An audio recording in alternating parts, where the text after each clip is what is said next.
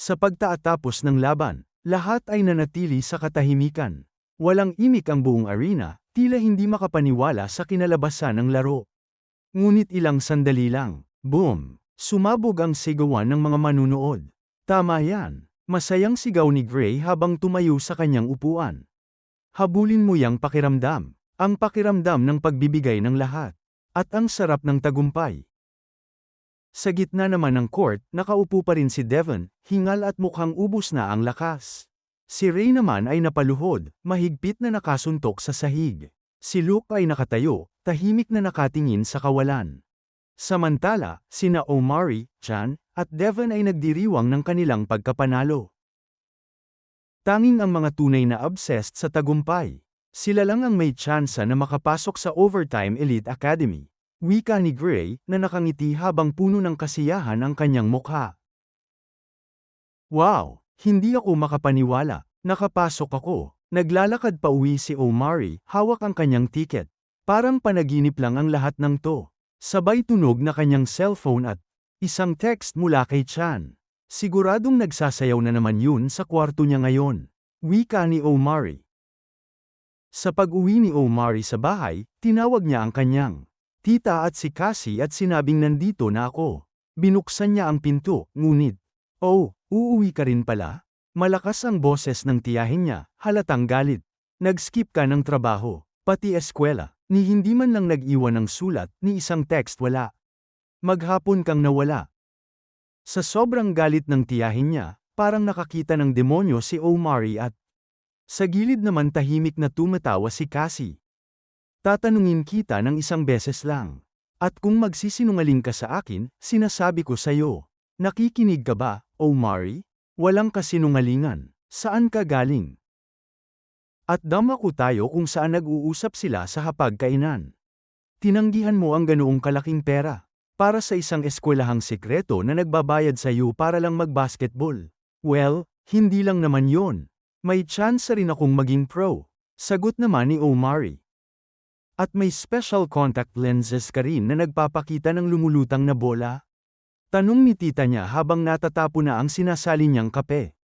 Omari, alam kong napakaganda ng oportunidad na to. Pero hindi ba masyadong delikado? Habang pinupunasan niya ang natapong kape sa mesa, seryoso siyang tumingin kay Omari. Lilipad ka pa papuntang Atlanta para sa maliit na tsansa na maging pro? Paano kung matanggal ka? Babalik ka rito at uulit ng isang buong school year? At anong mangyayari sa amin dito? Ako at si Cassie lang. May trabaho ako, Omari, at hindi ko lang basta pwedeng iwanan ang lahat. Sabay bigla naman siyang napahinto at napaubo. Tita, okay ka lang? Nag-aalalang tanong ni Omari. Sabay mabilis siyang kumuha ng baso ng tubig at iniabot ito sa tiyahin niya. Oo, ayos lang ako. Masyado na lang mahaba siguro ang usapan na ito. Alam kong ito ang pangarap mo. Pero gusto kong mag-isip ka ng maigi, kahit saglit lang. Iniisip ko na to ng matagal. Buong buhay ko, ginawa ko ang lahat para sa pamilya natin. Pero ngayon, may pagkakataon akong baguhin ang buhay ko. Hindi, ang buhay natin. Kung matalo ako, edi fine. Kung may iwan ako ng isang taon sa eskwela, edi fine. Pero paano kung tama ako? Paano kung magtagumpay ako? Pwede akong bumuo ng mas magandang buhay para sa'yo. Para kay Cassie. Para sa ating lahat. Hindi sapat na basta na lang panoorin ang buhay na dumaan sa harapan ko. Hindi ko alam kung matutupad ko ang pangarap ko. Pero ang sigurado ako, kung hindi ko man lang sinubukan, pagsisisihan ko ito habang buhay. Napuno ng emosyon ang mukha ng tiyahin ni Omari. At sa mata niya, nakita ni Omari ang lungkot. Pero higit sa lahat, ang pagmamahal. Alam kong marami kang isinakripisyo, Omari, dahil sa akin. At mukhang pumapayag na ang tiyahin ni Omari sa mga pinaplano ni siyang gawin. Kaya kang bayaran ng eskwelahang yan? Mas malaki pa ba yan sa kinikita ko? Tanong nito na medyo may pag-aalala. Hindi ko alam kung talaga bang lumalaki ka na. O bata ka pa rin. Pero kung ito talaga ang gusto mo, hindi kita pipigilan. Talaga, hindi mo na kailangang mag-alala sa sagastusin.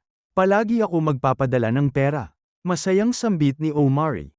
Hindi ko iniisip yan. Huwag ka mag-alala sa amin. Ang gusto ko lang, Ay pangako mo sa akin na kapag umalis ka, ibibigay mo ang lahat ng makakaya mo. Sino ba sa tingin mo ako? Nakangiting sagot ni Omari. Sabay bigla siyang tumalon sa mesa at niyakap ang tiyahin niya. Salamat, tita. Hindi kita bibigwin.